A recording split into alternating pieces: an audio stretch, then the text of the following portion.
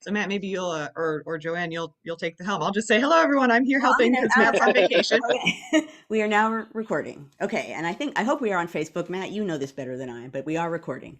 We are going live on Facebook right now. Perfect. Okay. As we're going, there we go. Okay. Um, Good morning, everybody. Welcome to History Matters and So Does Coffee. Um, we're going to talk, as advertised, about lessons that we have learned in the recent events and crises that have been funneling past us. I named it part one because these are not going to be the only lessons we learn. There are going to be more coming along. So it's my assumption that there's going to be more to say. Even just in what I say this morning, I'm already glancing towards talking more. But before I plunge into this topic, I need to turn things over to my partner in crime, Matt, who will explain the rules of the game for this morning. Good morning, everybody. I'm coming to you from rural southern Michigan on location today. So thank you for putting up with my very jittery camera, but great to have you here. This is now the 52nd consecutive episode. So this is our full 1 year. So this will make it one full year today. We're really excited. And as Grace mentioned, thank you for this year, Joanne. This has just been phenomenal and amazing. So I hadn't realized it was that day. Wow. Yeah, because next week would be the beginning of, would be the exact, 1 year since we did it. So wow. Rules of the game are as follows. As always, we encourage you to use chat. Please make sure that you put any comments, anything that you want to say in chat. We have a very active chat in this if this is your first time. So we encourage everybody to use that. I did notice on our new Slack page that several folks are self-described lurkers as it were. So no lurking today. Please use chat at least to say hello. And we do ask that you do keep it, of course, family friendly and germane to our conversation today. If you do have questions, make sure you put them in the Q&A. That's where we'll be taking questions for Joanne a little bit later. And so you can find that at the bottom of your screen or top of your screen, depending on how you have it oriented. And as always, if you like what we're doing here at the National Council for History Education, please make sure to join us. We have some great content coming up. We do have our conference next week. Very excited for this. The conference committee has put together just a tremendous experience for everybody. Online, virtual, exciting.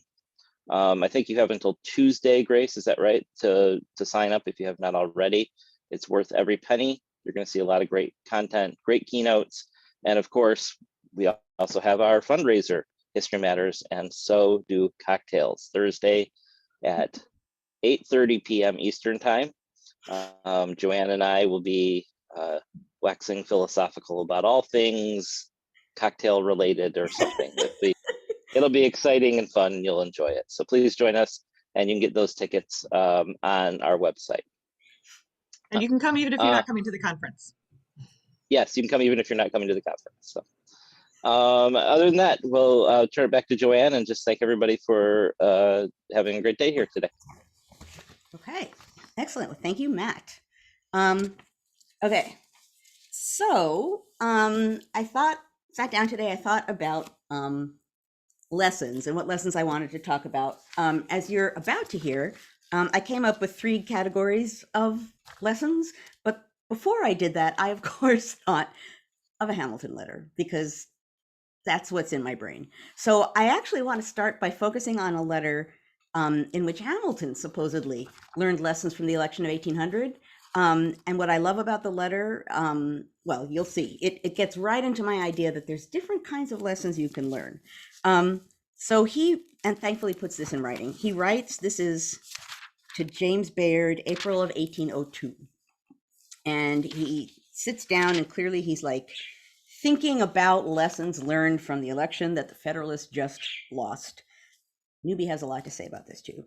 Hamilton says, "Nothing is more fallacious than to expect to produce any valuable or permanent results in political projects by relying merely on the reason of men, right? So, number one, he's like, one of my lessons I learned in 1800, people aren't voting for actual reasonable reasons. They're not thinking, they're not processing.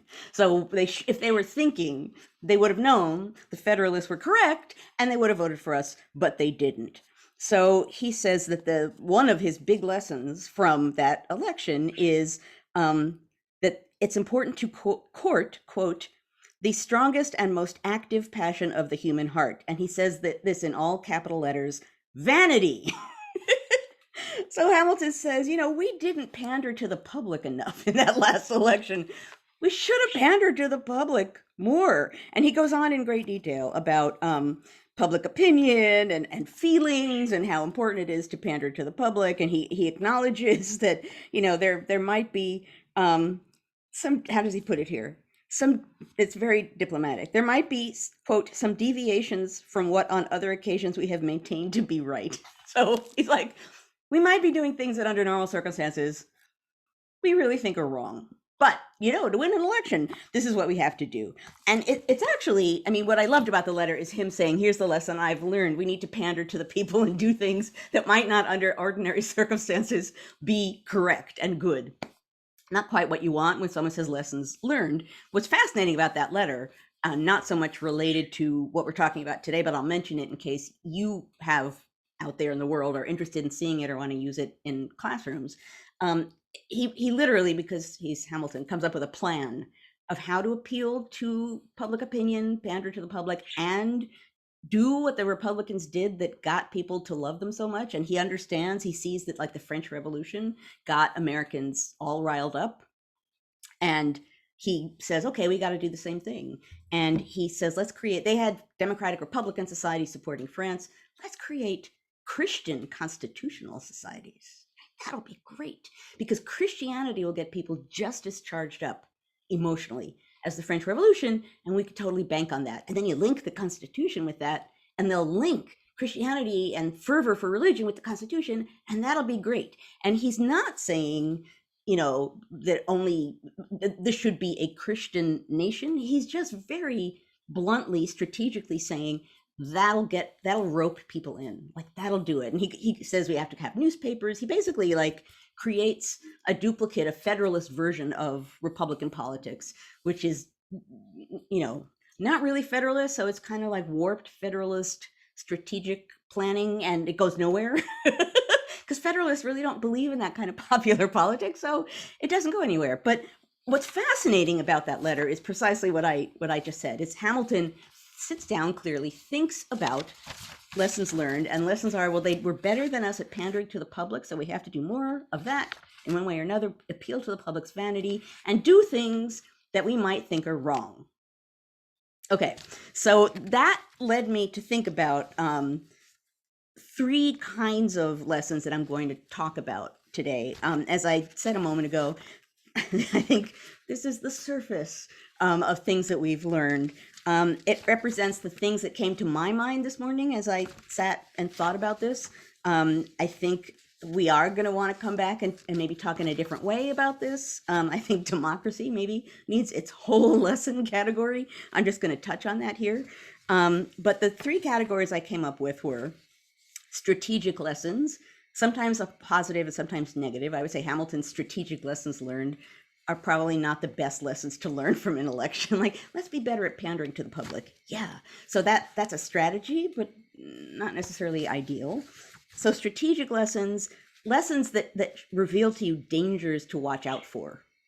That's a kind of obvious category for us, but I'm going to talk about that as well. And then the third category is the exposure of truths that either weren't apparent or that some of us ignored or deliberately overlooked, and that now have been exposed. So truths that weren't apparent, some of them good and some of them bad. So this isn't all going to be a storm of bad. I'm going to end with some positive lessons that we learned, but I do have to go through some less than positive lessons that we learned. So I want to start with the obvious one, which is the danger kind, right? The kind that I'm sure all of you sitting out there joining us today can think, immediately of a lot of lessons we learned about democracy, about how it functions, about dangers to democracy.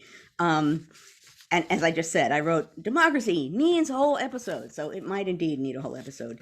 One of the things that we learned, which is pretty fundamental and doesn't sound like it should be learned, but we did, is that democracy needs protection. And I really think many Americans, and even if intellectually they might tell you they didn't think this, on some gut level they probably did, believed that democracy kind of goes of itself and that American exceptionalism, America is going to be okay. It's always going to be okay. And democracy is always going to be okay because democracy is good and that's the way it's always been. And I think one of the really striking things that has come out of recent months and years is the obvious fact that democracy does not necessarily go of itself, that democracy does need protection, and that I've tweeted this a multitude of times. A blind belief in American exceptionalism, meaning we'll always be okay because we've always been okay and it's all going to be okay. That's dangerous.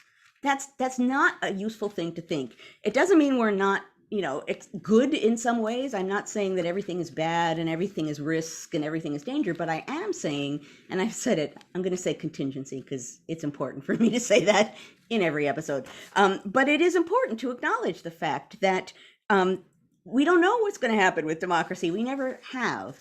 And looking back and seeing what's happened and then assuming that the future is going to look just like the past, that's not a useful way to use history. And that's not a useful way to think. And as I've said so many times before, at moments of extreme contingency like this, things can go badly, or we can really, there can be reform. There can be change for the better. I see that Facebook has just begun streaming. So I'm going to say, just repeat very briefly for the Facebook people, I'm talking about 3 categories of lessons learned in recent months and years: strategic lessons, dangers to watch out for, and truths that weren't apparent or that some of us ignored or deliberately overlooked, some good, some bad. And I won't repeat the whole opening, but I focused on a Hamilton letter in which he learned from the election of 1800 that the Federalists need to be better at pandering to people, which is a strategic lesson learned and not a positive one. Okay. So back to my original point here. We about democracy, we did learn that it doesn't go of itself, that it does need protection, that we can't rely on exceptionalism, a sense that America will always be okay, because that's actually dangerous. That's blinding us to actually noticing what is happening in front of us. And that's an important thing also that we've learned, is that we need to see and look at and respond to what's actually happening rather than our assumption about what will happen. Because contingency, we really, as in any other moment in history, we really don't know what's to come. And things are now, with a more traditional president, are flowing in a less minute by minute sort of crisis driven way. That still doesn't mean anything about assuming that everything's going to be fine. We're still, in a lot of ways, in a moment where there's a lot of extremism of various sorts, mixed up in all kinds of ways, with new technologies. I'm going to mention this all in a minute. This is not a moment to say, oh, okay, now it's all going to be okay. One of the lessons we need to learn is not only that democracy needs protection, but that we need to keep protecting it. So that's one lesson. I also think a lesson, certainly that I learned, and it's part of why I'm on Twitter so often, is just the fundamental lack of knowledge about democracy and our system of government. And I don't mean that from a sort of pompous, I am a professor and know and understands democracy. What I actually mean is, I just think people, and it's easy to say we need more civics classes. I'm not sure that that's the answer, although I'm sure that will be helpful. But there is a fundamental lack of knowledge about what democracy is, about why democracy is good, about what you lose when you lose democracy, about the importance of things like checks and balances and separation of powers. Finding that out a while back was what drove me to keep coming back to Twitter, because anytime I talked about something like that seemed to me really basic, hey, separation of powers, and people responded and said, I never understood that, thank you. That was like a red flag warning. That was like, wow, people really need to understand that. So we need to be talking about that. We need to be teaching about that. That's a lesson learned, is don't take that kind of knowledge for granted. And the absence of that kind of knowledge can have dire real world implications. And I think probably many of us didn't make that connection and have seen in a variety of ways how that's playing out, not just in the United States, but in countries, democratic countries around the world. Another thing that we learned, and I totally admit up front that although intellectually I knew this before, I think I've talked about it once or twice before here. I knew the importance of norms, and not like cheers, norm, but I mean like actual norms in our system of government, right? And I know I've said on here before that when I teach the Constitution to my students, I say, it's a skeletal version of our government. It's very brief for what it does, and it's bolstered by all of these assumptions about how things should work and will work, and over time, things being worked out as to how they can work. Norms are a huge part of our government, but I didn't understand in my gut what that meant until the last X number of years, 4 years. That norms are general assumptions about how things work, but there's not necessarily a punishment for violating them, and that some of them are easily violated. And that, I won't mention his name, but I was at an event once with a really prominent historian, and I said, I kind of reeled around thinking about this a lot in recent years, like norms, like these norms that are just like collapsing. I just wouldn't have expected to see that. And this prominent historian was like, that's like one of the big stories of this moment in time, is people discovering what are actually just norms and what are actually things that are enforceable. That's a huge lesson. And that's, I will not ever think about American politics the same way, and I probably won't ever teach it the same way, because of that fundamental understanding about how important this kind of shared understanding and agreement is in government. And related to that, another lesson learned has to do with the importance of faith, and I don't mean that religiously, but faith in institutions, national institutions, and faith of politicians in each other. Now, interestingly, I wrote about that in my last book, the last chapter, and I think I even used the word faith. Talks about the importance of faith in national institutions to protect members of Congress, to be able to maintain conflict and solve conflict. And that kind of fundamental faith allows government to run, and the collapse of that kind of faith in the period I write about leads to congressmen all arming themselves because they don't know what's going to happen in the House or Senate. So that's vitally important. I think we're watching some of that play out. I mean, the fact that a congressional committee had a phone interview with me, I don't know, a month ago or 2 months ago, and part of what we were discussing was, how do you restore faith between members of Congress in each other in this kind of moment when, and this was not long after January 6th, when people are actually afraid of each other in the House. How do you get past that? What do we do to get past that? And it exposes, and again, even to me, who's written about it, the degree to which faith in government and faith in the people in government, even them for each other, is so vital a part of our system of government. And again, not the Constitution, sort of in the category of norms. Newbie totally agrees. But again, really important to think about. I also think, and this is an obvious one, but I think in some ways white Americans did not think about this before.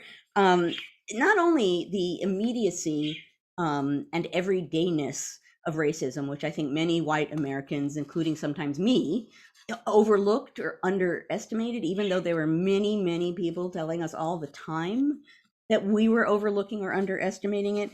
But a targeted form of racism, I think, was exposed to many people as being far more powerful than they thought it was, and that's white supremacism. Right now, social media highlights and it is like a, what's the word I want, megaphone, for that kind of thing. So I guess this is another lesson learned. We can't judge public opinion just by looking at Twitter or Facebook. That said, there's sure a loud voice, however big it is, of white supremacism. Um, we really need to address that. It's dangerous in a whole bunch of ways, more immediate, more real, not a handful of strange people in Wyoming, but an actual national threat that needs to be grappled with. I think along the same lines, the ease with which voting rights can be violated, and the real need to find ways to combat that and prevent that. Again, if you asked any American 10 years ago, 15 years ago, like, are voting rights important? Of course, they would say, yes, voting rights are important. But when you're living in a moment when they're being contested and people are presenting attempts to shift voting rights in different lights, to calm fears or cause fears or whatever, when you see the moment that we're in and you recognize the fact that with voting rights goes the entire democratic experiment, if we can't vote reliably, and I mean that, I mean a really big we, which is actually conveniently going to be my next point. If we cannot vote, big multi-dimensional, multi-everything we, that's it, right? We have no power without our vote. So again, I think that's a lesson that we learned.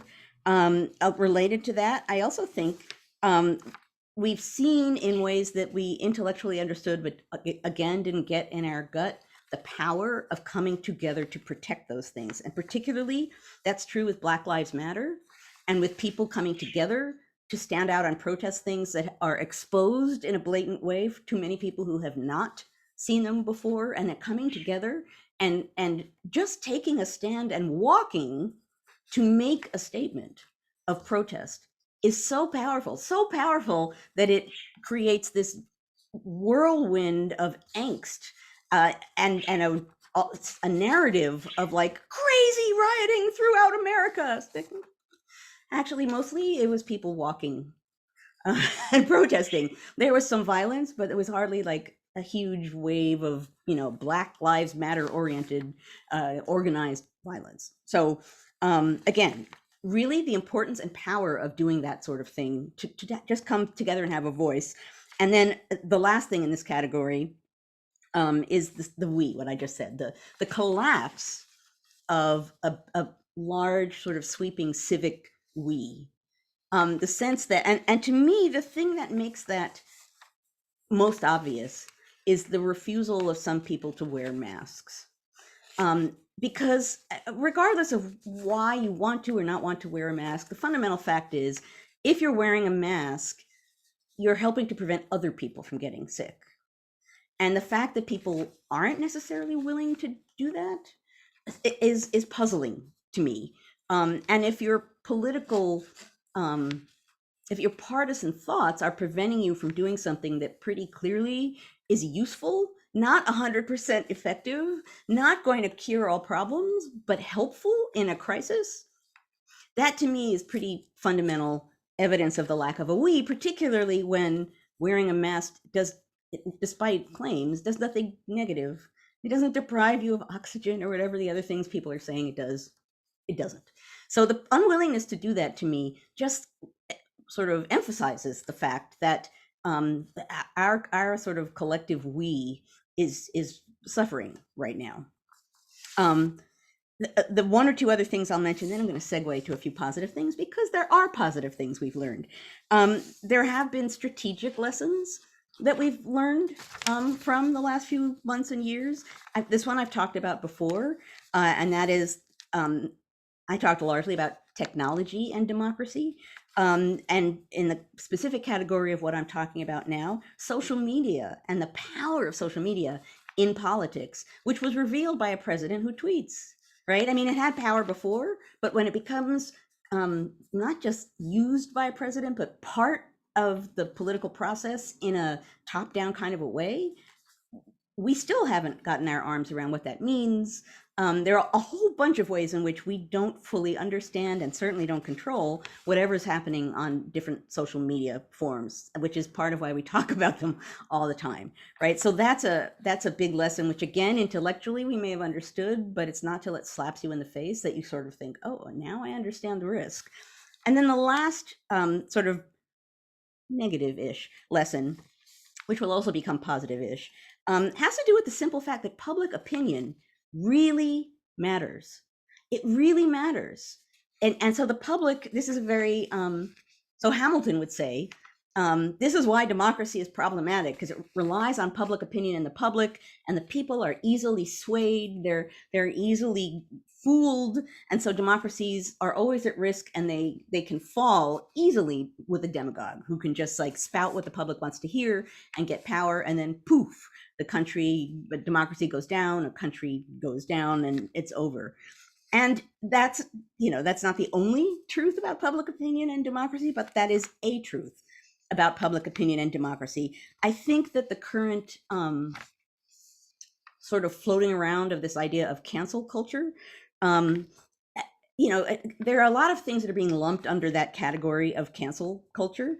I will say that boycotting something is not cancel culture. We've been boycotting things since before we were a country, right? Like that's an effective way to protest. That's a form of protest. So a boycott, you might not like it. You might not agree with it.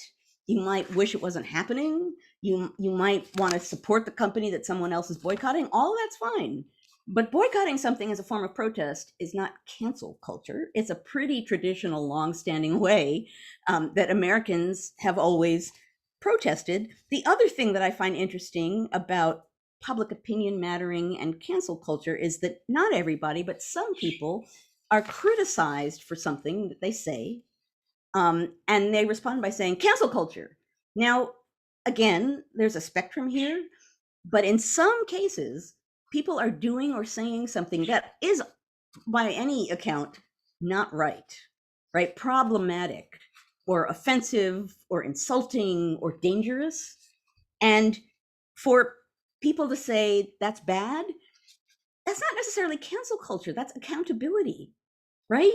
Being accountable for what you say and do. Now, yes, you can go far too far with that idea. So I'm not talking about absolutes here, but in some cases, what it feels like is that there's a knee-jerk cancel culture whenever people are confronted on, did you really mean that? Like, it sounds like you just said a pretty horrific thing. Sometimes it isn't cancel culture, right? Sometimes it's just accountability.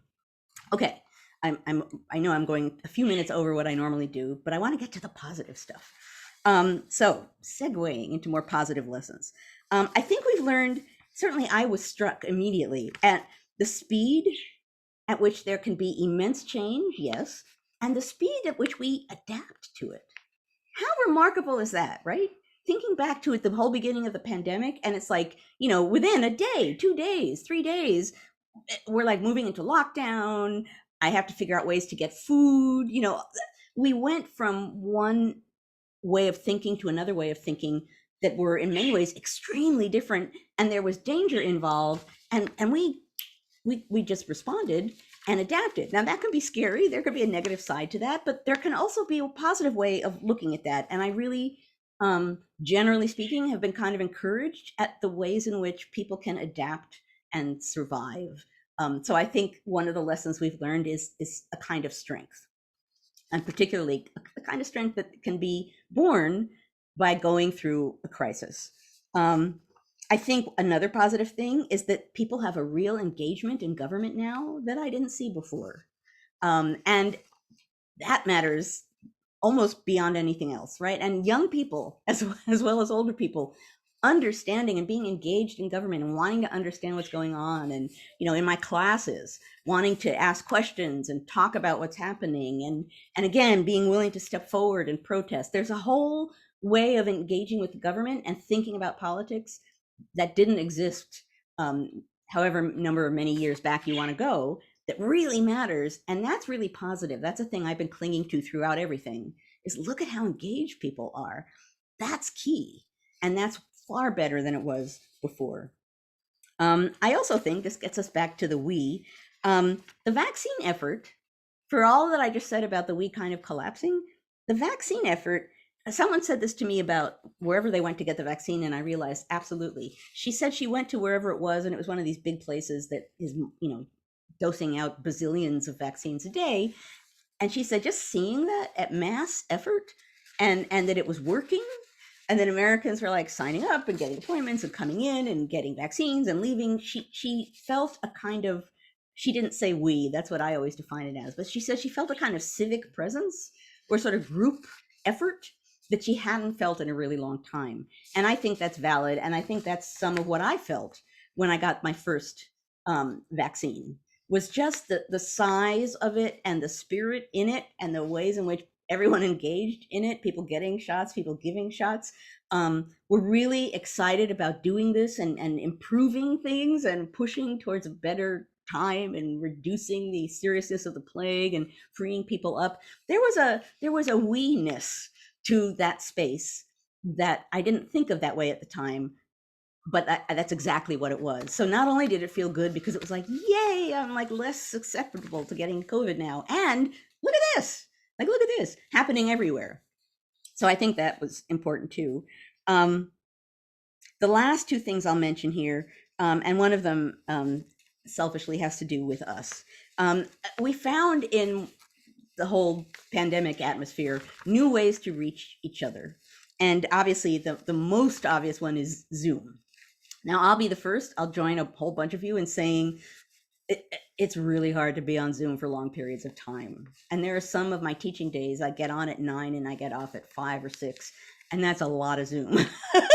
And it's exhausting to do that because you're not in the room with the person, so it's not like you're just talking to people or a class. You're really having to kind of pull through the screen and watch closely to get a sense of interaction. That's hard. That's more effort than normal teaching. But the reach of Zoom and the ease with which I can connect with friends I have not had this kind of connection with forever, the ways in which cultural institutions can have international audiences very easily, and that's particularly true, I think about that for smaller cultural institutions that don't have multi-million-dollar budgets, but can have an event. Like, I'm on the board of the Library of America, which is a wonderful nonprofit that some of you probably know. It produces these sort of great letters and writings and literature in America and puts them in print, ideally forever, in these wonderful volumes. Has been doing that for a while. So the Library of America would do events for people who were members and not members of the Library of America, and it would be in some place, probably in New York, since that's where they're headquartered. Sometimes other places, and there would be like 100 or 200 people there, which was nice. It's a nice crowd. They now routinely have thousands of people at their events because they're doing it through Zoom, and people from around the world are coming to the events and learning about the good that the Library of America does. And that, I think, is going to stick. I think we have found a new way of engaging with each other, and particularly spreading learning and culture and ideas with each other through institutions and otherwise. And in one way or another, I think that's going to stick, and I think that's a good thing. I don't think we should all be Zooming all the time, but I think Zoom and the equivalent technologies that facilitate that kind of communication, virtual communication, that's really important. And we haven't begun to see the ways in which I think that's going to be useful and is going to change in a positive way some of the ways we interact with each other. That's the selfish one, because of course Zoom has created our wonderful History Matters community, which is so indicative of the good that this kind of thing can do. It's a community of people. We're here every week for a full year now, talking about history, talking about democracy, talking about responsibility for in government, talking about teaching these things, talking about having a discourse of the sort that should be happening everywhere in a democracy. And I take that gives me hope every single time, every single week that we do this, which is why I repeat that at the end of every session. Okay, the last thing I'm going to mention, and then I want to open things up to questions. And this is something I thought about particularly this last week, although I've been experiencing it before. So Wednesday, rather than have my seminar meet as a group, I met individually with each student to talk about the project, the paper that they're writing for my class. And I did the same thing last semester. And I don't take that as just an opportunity to say, well, how's the paper going? I will ask them, how are you doing? And they will all say, oh, okay. And then I will say, and beneath that, okay, how are you actually doing? And, I have 15 students in my class. I had 15 discussions with students, some of them having a really hard time, some of them just needing to talk. And one of the things that I've gotten that I understood before, but that it now is sort of right in front of me, is the importance always of the human dynamic in teaching, right? We talk about ways to teach, things to teach, plans to teach, topics to teach, strategies for teaching, all of which are enormously important. And we all know that the human dynamic is important, but going through Wednesday and 15 times, just asking that second question, okay, I know you're okay, but underneath the okay, how are you? What I learned about those students and the fact that no one was asking them really that question, like, how are you actually really doing? How important is that? Not because I'm, have wonderful psychiatric powers or anything like that, but just knowing that you're in a class, you're with a group, and the group matters, and the person leading the group matters, and that's a community, and a different kind of community of sorts that really matters. Okay, I'm going to stop blathering. I went way longer than I normally do, but there's so many lessons. But I'm going to stop. I'm going to open things up. I'm going to move chat so I can see what people are saying. I used to sort of glance at what you're saying in chat. Now I can't because I get so distracted because I know you guys. I'm like, oh, hey. Anyway, so that was this morning, at least what came up to me. And the mug. Yes, you are all quite distracting. Okay, so In all the good ways, though. yes. Oh, yes. No, distracting meaning I just want to hang out with you guys. Carolee, Right. yes, Carolee, I almost forgot the mug. You have totally trained me well. And this is a little, I have lipstick all over this. This is a little bit of a stretch, but it's a lesson I learned in the last 7 months. History matters and newbie really matters. Newbie matters so much. So yeah, yesterday I was tweeting about like things like most valuable player things, MVP things that have gotten me through recent months, the year, and one of them was newbie, and history was another one, and history matters was another one. So it's all in one mug. So anyway, those are some of the lessons that I learned. So yeah, and newbie has all this online love, which I kind of love the fact that he's just a little bird and all these people are plugged into him, and that in and of itself is just beyond sweet. So anyway, I don't know, Matt, do you want to try to find a way to talk about the deep meaning of your background related to I have a lesson for you. Okay. The fact is that, Matt, you're so dedicated to this program, no matter where you are, you find a way to be there for History Matters, and we are witnessing that right now. So Oh, that is the kindest thing ever. Thank you. it's true, right? So one of It the is. lessons we've learned is like Matt, like being essential and always present and a key part of History Matters, proving it on his, even though you're calling it a semi-vacation. It is. Not it's still you're not in your normal place, and this is very cool. Oh, thank you. Yes, I am for the. I first of all, I really enjoyed the conversation that everybody was having about making up stories about my background. And there are a couple quick like where is Matt? Why does he appear to be in an attic? It is because of the ceiling, kind of attic. It is, and it literally is. This is a converted. It's my wife's childhood room. Is where we stay when we're with my in-laws. So, no, I really don't have a good background here, other than, I am grateful for this community, and so much so that I told Grace that I was only taking 2.5 days off instead of 3 days off, so I could definitely be here because I just love being with you all. So that's going to be my statement about the background. So appreciate it. We're gonna have to, and Grace matters for sure. Grace absolutely. Is here. We're gonna have to make a lot of toasts on History Matters, and so do cocktails. Like I can just feel it coming. I do. Yes. So Yep. Yep. We're gonna get a good drink in, and then it's gonna be Toast City. it'll be Toast City, and Matt and I have come up with a great topic. You're gonna love it. Yeah. It's good. I already love it, but you're gonna love it. I So know. I'm excited. Yeah. you're All gonna right. want to be there. Let's do a few questions, because there are some good ones in here. Everybody is working really hard to make sure I don't interrupt the conversation today with great questions. So, um, Your fake threat that you make every my week. fake threat every You don't week. ask questions. Yeah. So, so Dave asks, from where and when in U.S. history do we come to the conclusion that the U.S. is quote unquote exceptional? Where does this idea of a quote unquote American exceptionalism come from? Wow.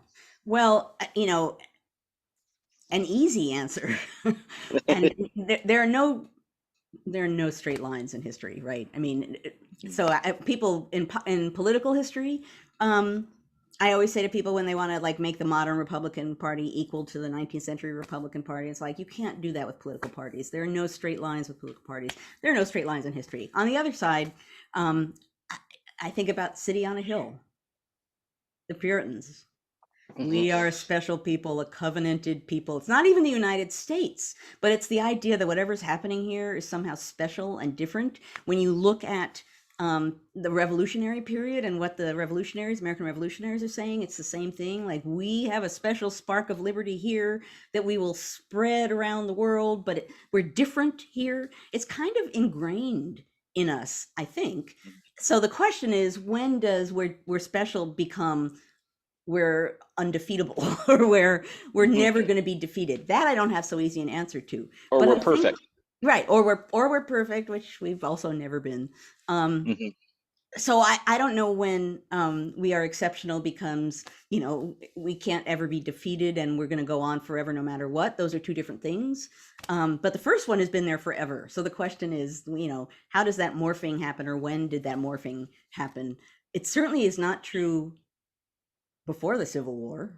And certainly right after the Civil War, people aren't going to say, like, yeah, no matter what, we're going to go. So, maybe that really is a 20th century phenomenon.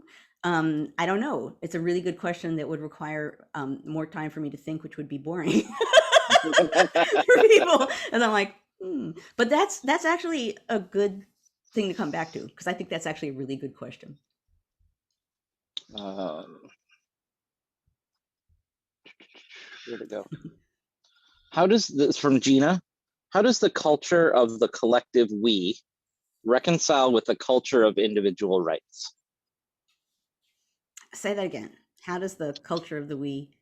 How does the culture of the collective we reconcile with the culture of individual rights? In other words, how do we what and I think what so I'll see if I can paraphrase this a little bit. So I think what Gene is getting at here is excuse me, is one of the great tensions in our republic is the tension between the individual rights or the um, individualism and the we stand together, you know um, the collective we that you had talked about. What could I guess what she's asking is, can you talk about that tension between the we, the collective we, or the good of the republic versus the culture of the individual or the rights of the individual? And where does and where do you see that tension now? Right. So I'm yes, that feels like, and actually right now is often presented as a fundamental conflict, in the sense that, people who don't want to wear masks are like, freedom, it's their right to not Hmm. wear a mask is freedom. And meanwhile, there's a pandemic raging that affects everybody. There is a conflict between that, but I actually think, if you think about it more deeply, um, they require each other. And here's what I mean by that. And I'm going to go back to a ridiculous public program that I did many years ago, actually in London, Francesca, that was for a radio show called The Great Debates. Uh, and maybe Radio 4. I can't even remember what it was. But anyways, The Great Debates. And the debate that we were doing was Hamilton versus Jefferson. And I obviously was there representing Hamilton. Someone else was there representing Jefferson. There were actors present to read quotes that we supplied them by Hamilton and Jefferson. There were politicians or people representing, who work in the here and now that preferred one or another set of principles. So the Jefferson person immediately began with rights, right? Rights, like rights, freedom and individual rights, not freedom in the way we're using it now, but just that individual rights matter, that people, as Jefferson would have said, naturally opt for the good if they're allowed to, and blah, blah, blah. So he starts with the poetry of democracy stuff and rights.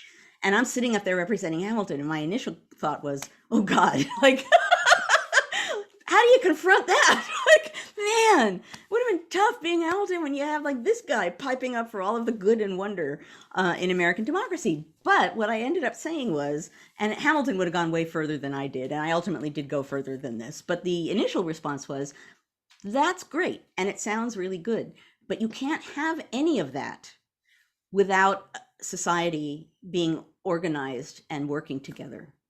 You can't have all of these rights and freedoms if there isn't, I didn't use the we, but none of that's going to happen without at least some kind of organization and coming together of people and an agreed upon, I don't want to say pact, but the Constitution is kind of a pact we make with each other in our government.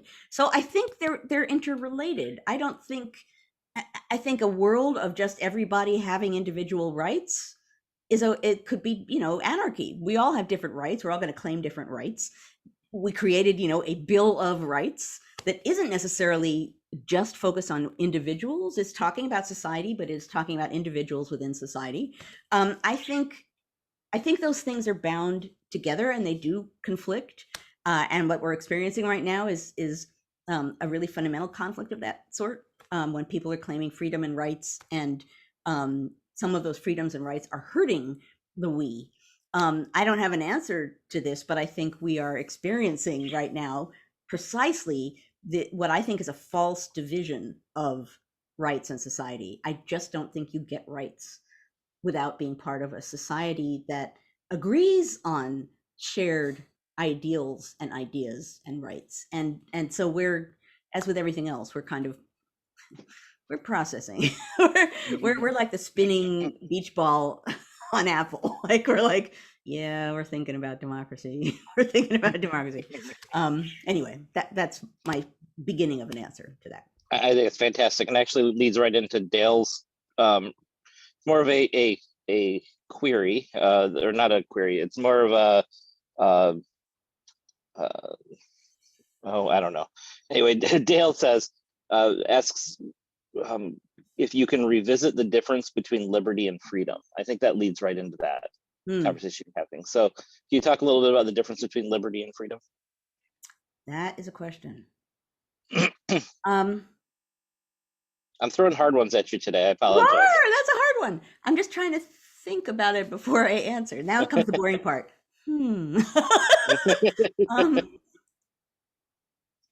Well, you're thinking I can do another commercial for NCHE if that's helpful. That's right. Who has just said that, Tom? That's a biggie. Yeah, which brain am I accessing? There's a lot of brains focusing on this one. There's historian brain and citizen brain and Joanne sitting in front of a camera brain, a lot of brains. Well, my gut response, which is not necessarily the right response, is that liberty feels, this actually does get back to what we were just saying. Liberty feels like it's a more individualistic right, whereas freedom from what or to do what, that feels to me more group oriented. I don't know if I actually believe that if I think about it for a really long time, but right now, liberty feels to me like a more personalized way of thinking about it.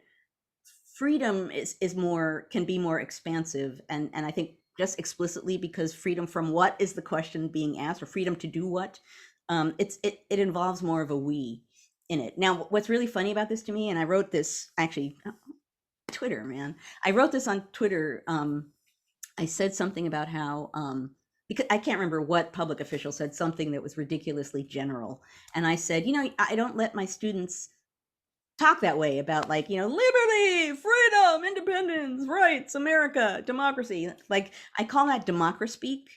and Mhm. particularly if you're teaching about early America, it's very easy for students to fall into, I'm going to write a paper about the American Revolution, freedom, democracy, rights, independence, with no meaning attached to that, because they don't think about what liberty means in the way that they're using it in this time period, or what freedom or independence or any of these things mean in the time period. So I was just ranting on Twitter that actually it's important to think about what those words mean when you're throwing them out in a conversation. And that question, the biggie, I think as Tom put it, is a really good one, because it's true, right?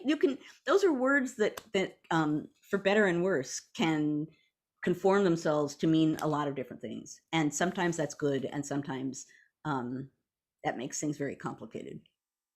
Yeah, I mean those tend to turn into glittering generalities, puppy dogs and kittens. Like they're words that sound great, but if you don't attach meaning to them, then it becomes deeply problematic.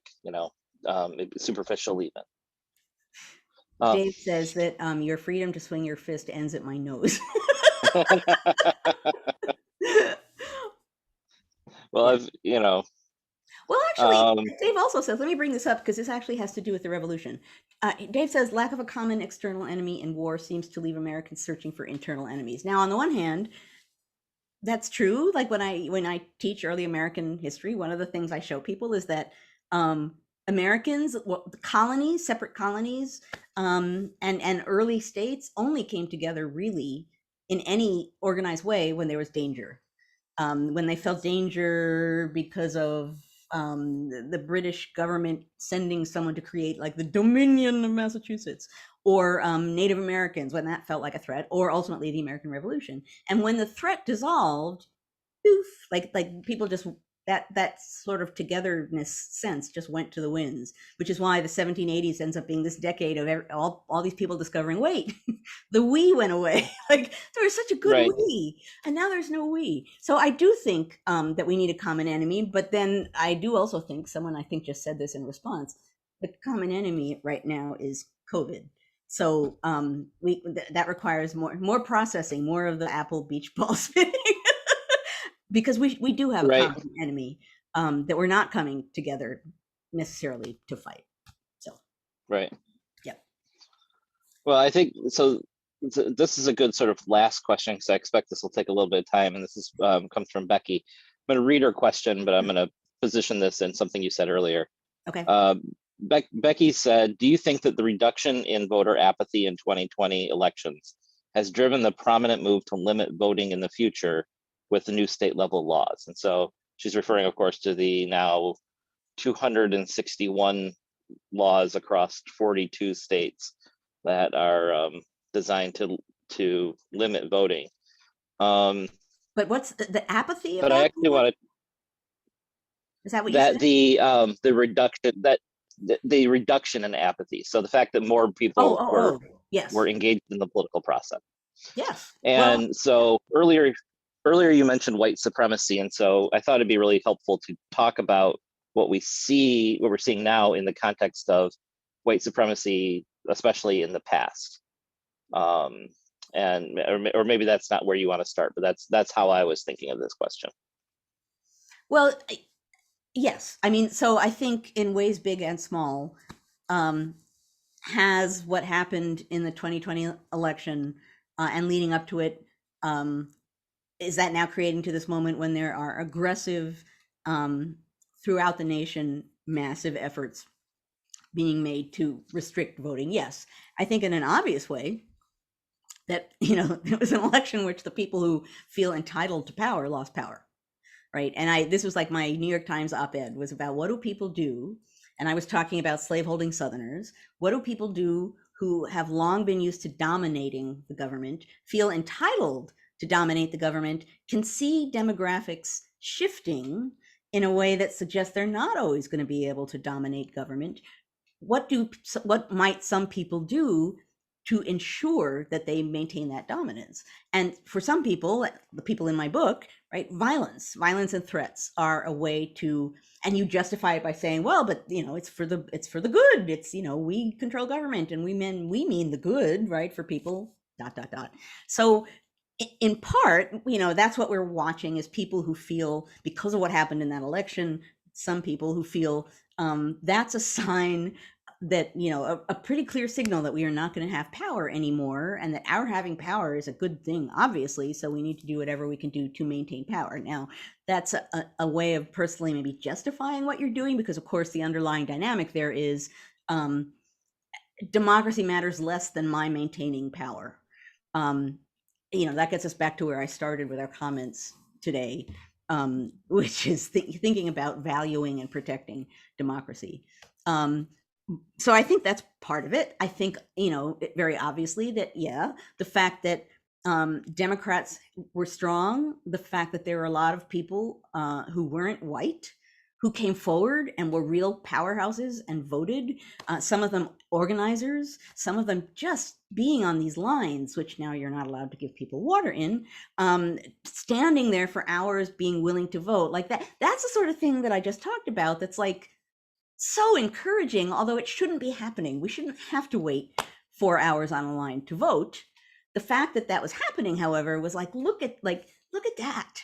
Like, Americans, like, I'm proud of those people, even though they shouldn't have to do that. And even though it's biased, racially biased in so many ways, I'm also moved by the fact that people are doing that. So I think all of those things have to do with the restriction. I just think, as with so many other things in politics, there's a blatant way in which it's just, I want power, so I will shut down things that threaten my power kind of version of it.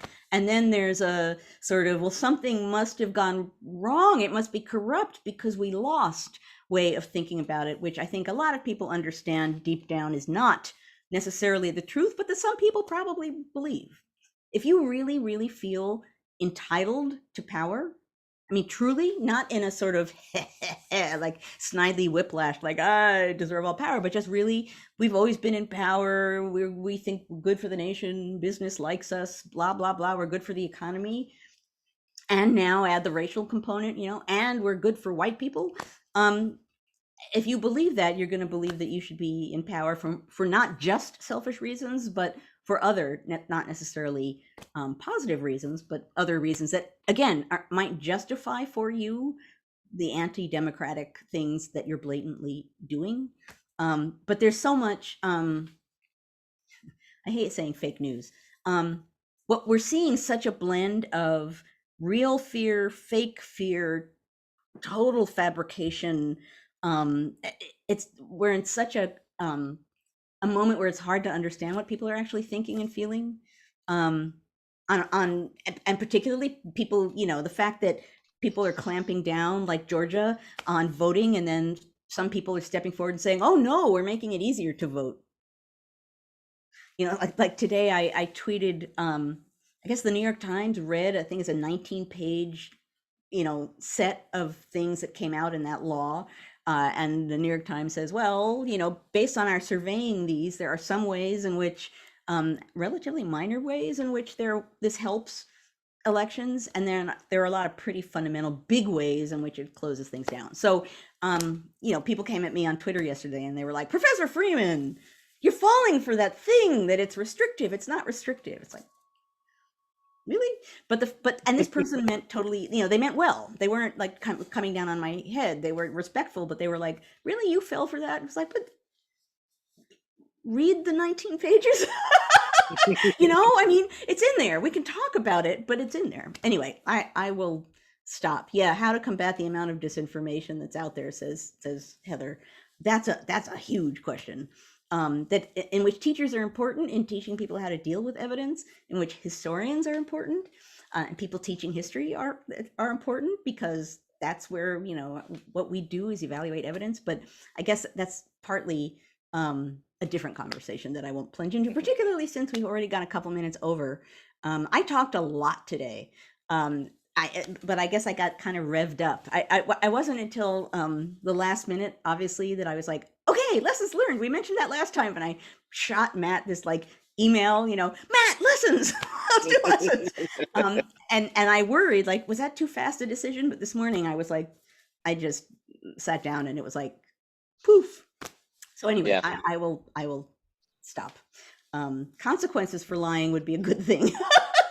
Yeah, Ryan says that. I'm like, yeah, accountability. So anyway, Grace. Oh, Grace. Well, well, before I take us off live on Facebook, I did want to thank you live on Facebook, Joanne, for the last year that we've been reflecting on during this episode. And just to say, as you know, you are inspired by seeing people in the voting lines, and we're all inspired by going to the vaccine sites and seeing the people working there.